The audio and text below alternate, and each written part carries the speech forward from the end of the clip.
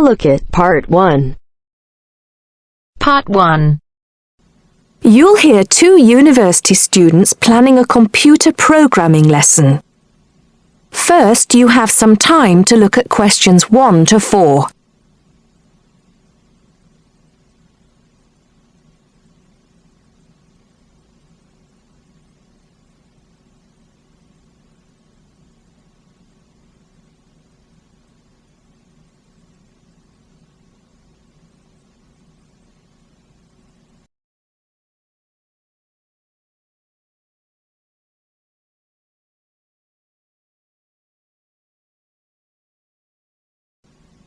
Now listen carefully and answer questions 1 to 4.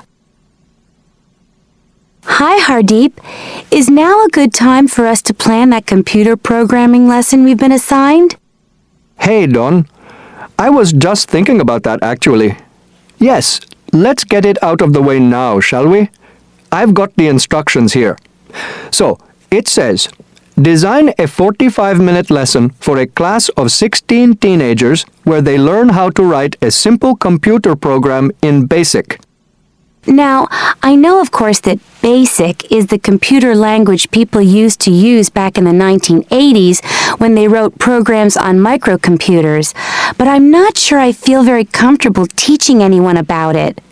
Well, I did a bit of research yesterday and found out quite a few things, so I think we'll be okay. Great. So, what do you have in mind? Well, I think we should presume that none of the kids will know anything about BASIC. So why don't we start with a short multiple-choice quiz? It could focus on things like what BASIC is, what the letters stand for, when people used it, things like that. That sounds good. I guess it shouldn't take long. Just the first 5 minutes of the lesson, something like that. I don't think we should make the students do it on their own, though. That'd make it too much like a test. Shall we let them do it in twos so they can discuss their choices? Yes, good idea. Then we'll go through the answers with them as a whole group. Good. What next? Well, I've had an idea for the program they could write. I'll tell you about that in a minute.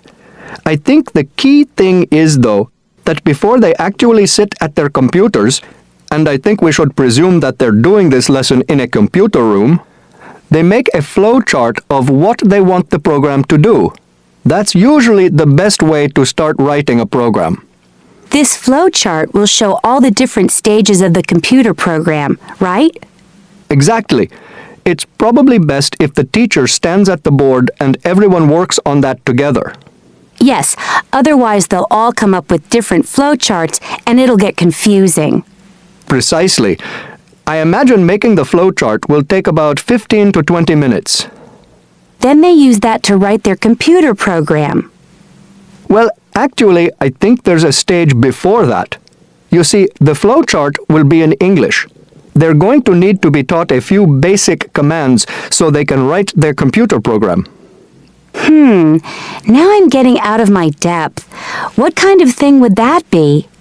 Well, for example, when you want text to appear on the screen, the command is print in capital letters, followed by the text you want to appear in double inverted commas.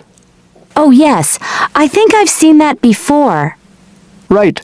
So they'll need to be taught 5 or 6 commands before they use them to write their program.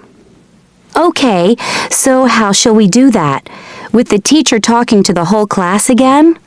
Well, we could, but it might be more fun to make it more like a competition, where there are a few teams competing against each other.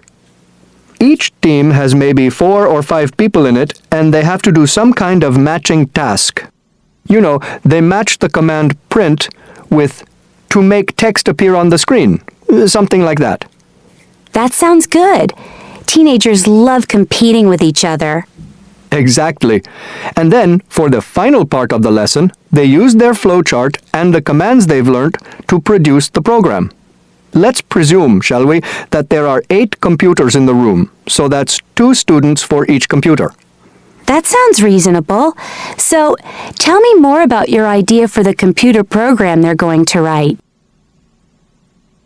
Before you hear the rest of the conversation, you have some time to look at questions 5 to 10.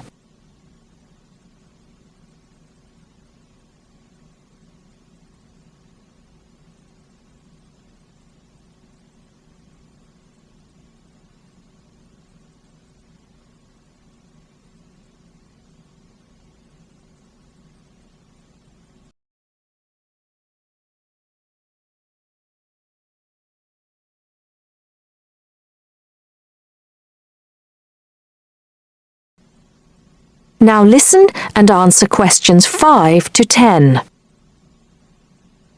Okay, so it's a very simple program. I've actually written it down here so we can go through it together. Okay, so the first line says 10 CLS. What on earth does that mean? Well, every line of a basic computer program starts with a number. They usually go up in tens, so the first line is 10, the second 20, and so on. And CLS is the command we use in BASIC to clear the screen. Oh, I see. So that's just telling the computer to start with a blank screen. Exactly. Then we move on to the next line. So this one says 20, print, guess a number between 1 and 10. Right, I see. That appears on the screen. It's not that difficult, is it, when you get the hang of it? Let's see if I can work out the next one. 30, input I. Oh, not sure about that. Well, all that's saying is that the person playing types in a number. Input is the basic command for type in, and I just means any number you like. Oh, okay. Then what happens next depends on what the number is. So we've got 40 if I is less than 1, or if I is greater than 10. Then print.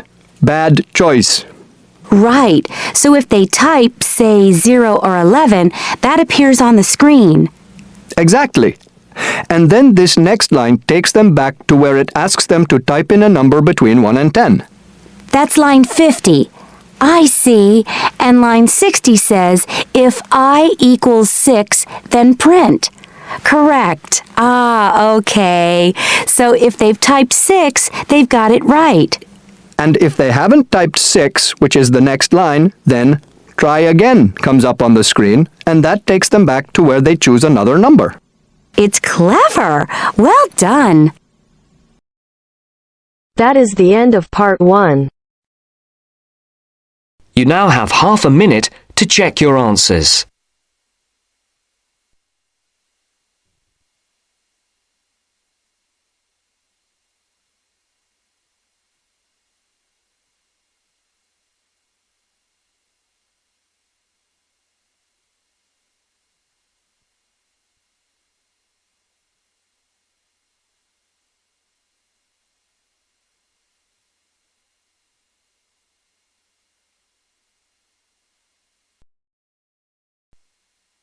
Now turns to part 2.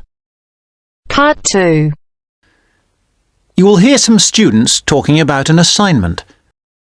First, you have some time to look at questions 11 to 15.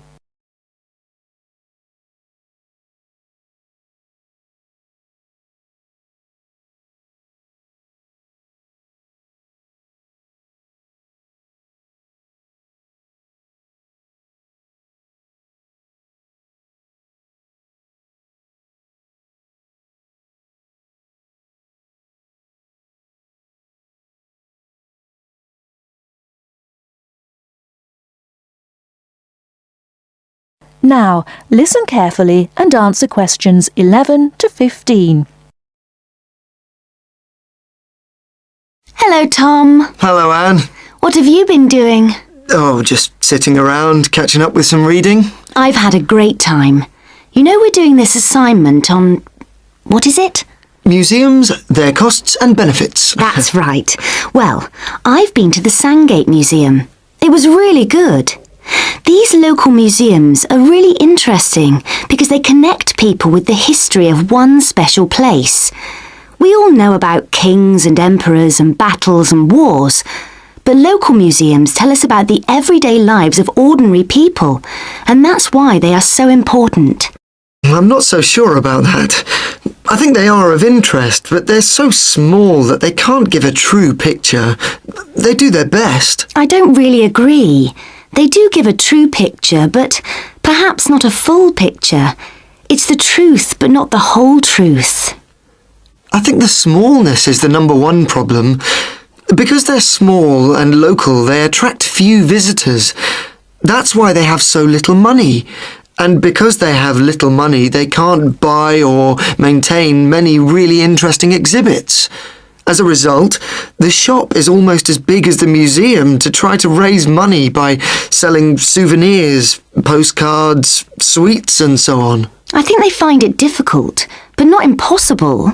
And don't forget, they get a lot of their exhibits free from local people.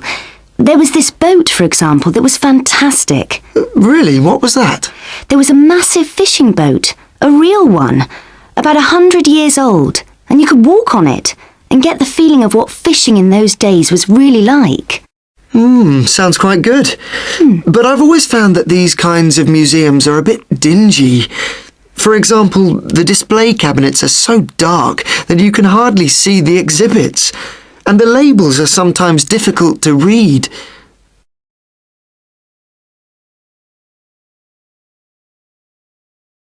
Before you hear the rest of the talk, you have some time to look at questions 16 to 20.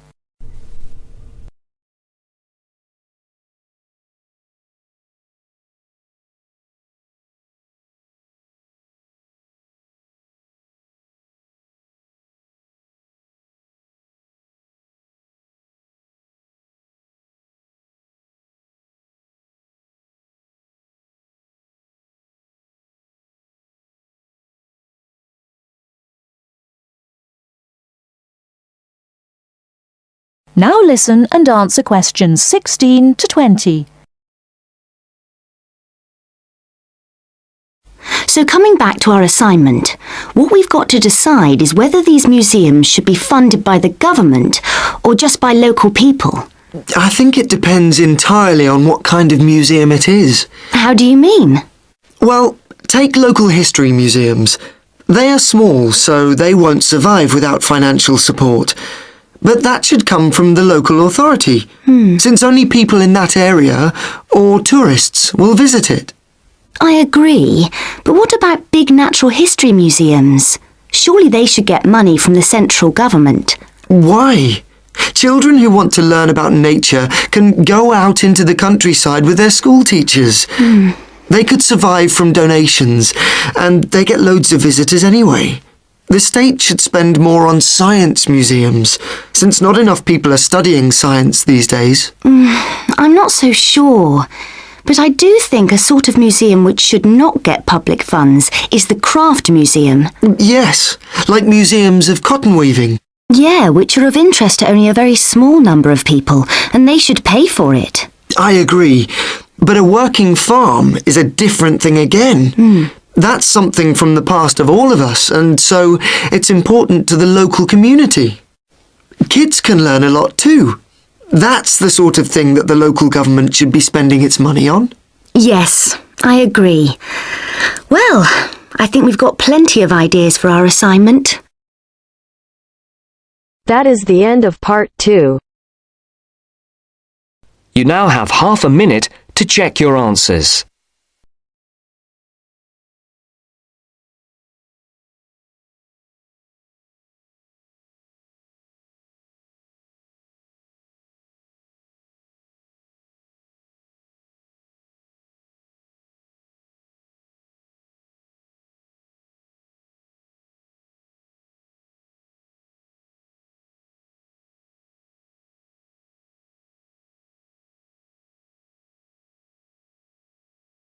Now turns to part 3. Part 3. Listen to somebody giving a talk about how setting goals can help you achieve more. First, you have some time to look at questions 21 to 24.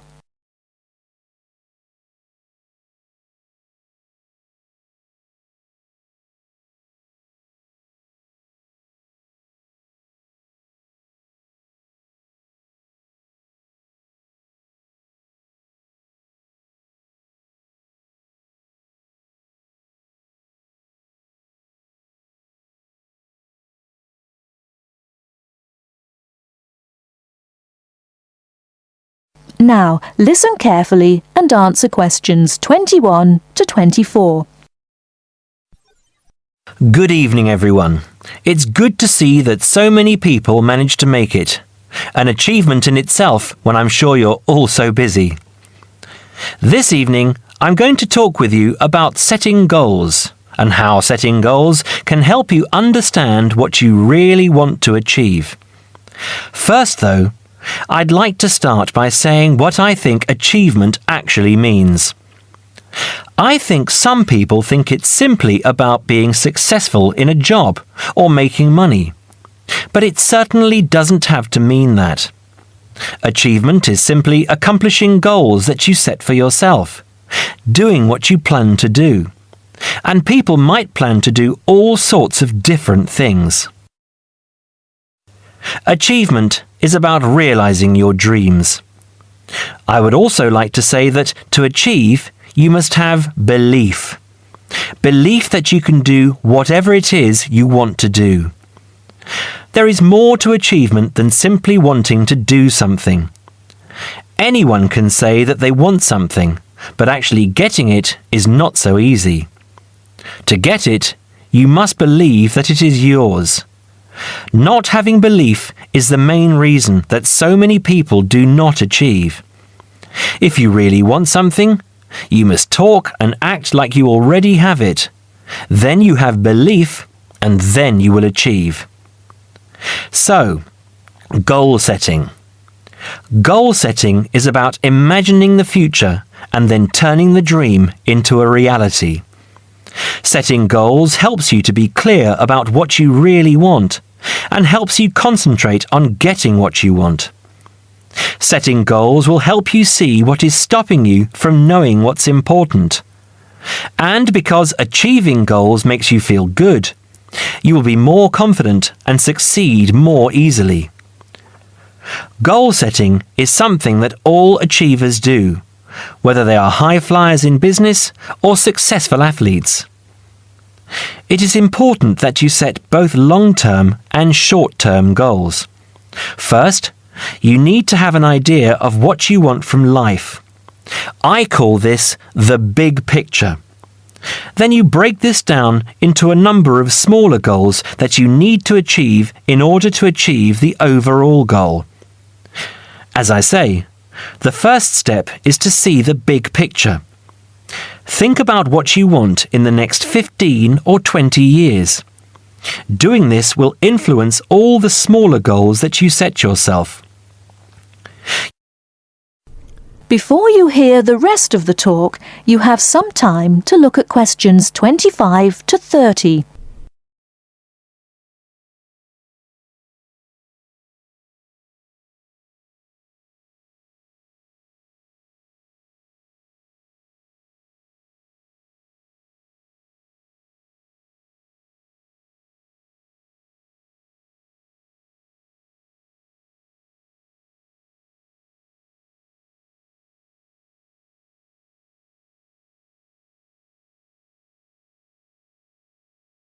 Now listen and answer questions 25 to 30. You need to think carefully about different areas of your life and how they influence each other.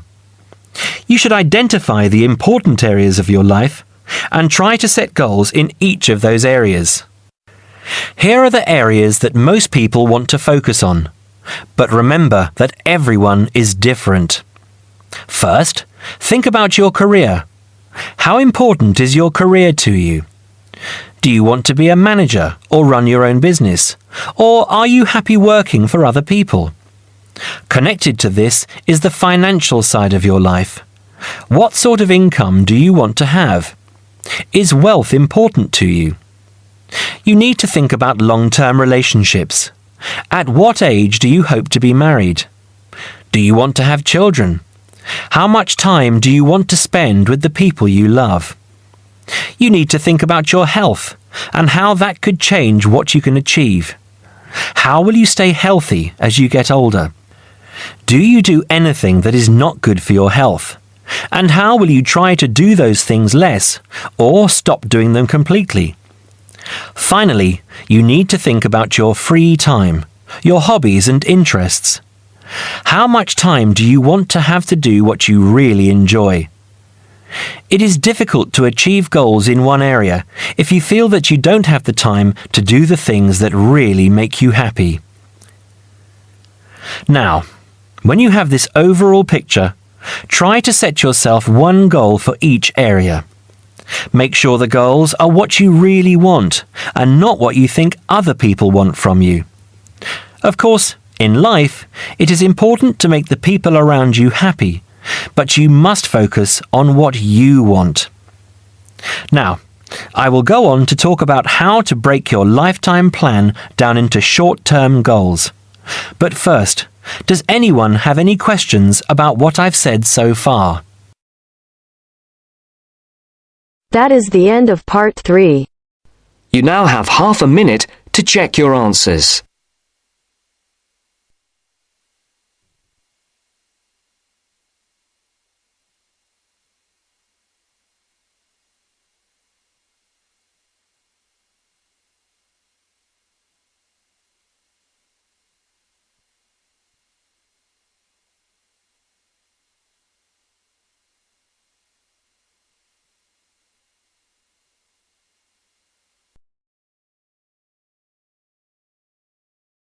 Now turns to part 4. Part 4. You will hear part of a presentation by a second-year environmental studies student on research into edible vaccines. First, you have some time to look at questions 31 to 40.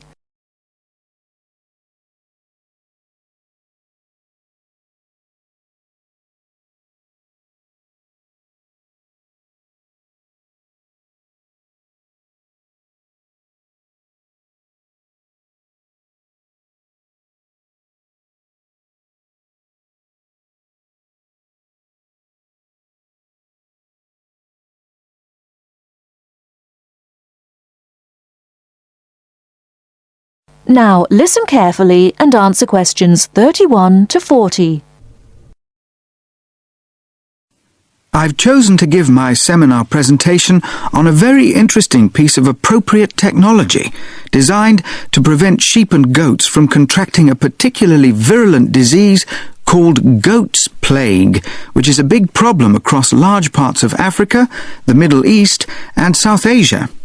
The Indian Institute of Science in Bangalore has been working to produce genetically modified peanut plants to deliver an edible vaccine, in other words, vaccine which is given through the medium of food. In this case, it is given through genetically modified peanut leaves, which are often used as animal fodder in India. Why is edible vaccine considered much better suited to the local conditions and needs than ordinary vaccines injected by needles?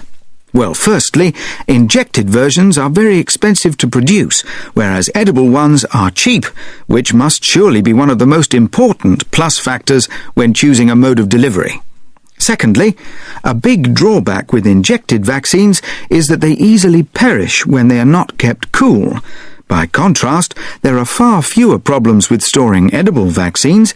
They can last a long time outside a fridge. You can imagine that in remote rural areas, that is an enormous benefit. Another advantage is, because this edible vaccine only contains one viral protein, it allows vets easily to pick out which animals are infected. It's apparently a common problem with injected vaccine that vets can't distinguish between sick and vaccinated animals. However, edible vaccines do have their drawbacks. The major problem is ensuring that exactly the right dose is delivered. The amounts of vaccine which develop in a given genetically modified plant differ significantly depending on the growing conditions. Obviously, too little of the protein might leave certain animals insufficiently protected. And there is also another shortcoming related to the issue of dosage of these vaccines. 99% of the protein actually perishes in the sheep or goat's stomach. We therefore cannot be sure just how much is getting through and working to protect the animal.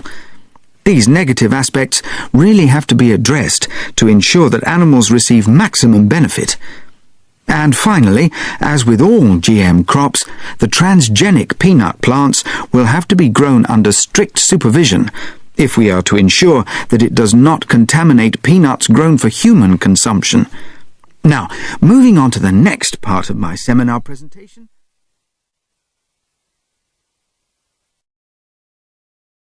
That is the end of part 4. You now have half a minute to check your answers.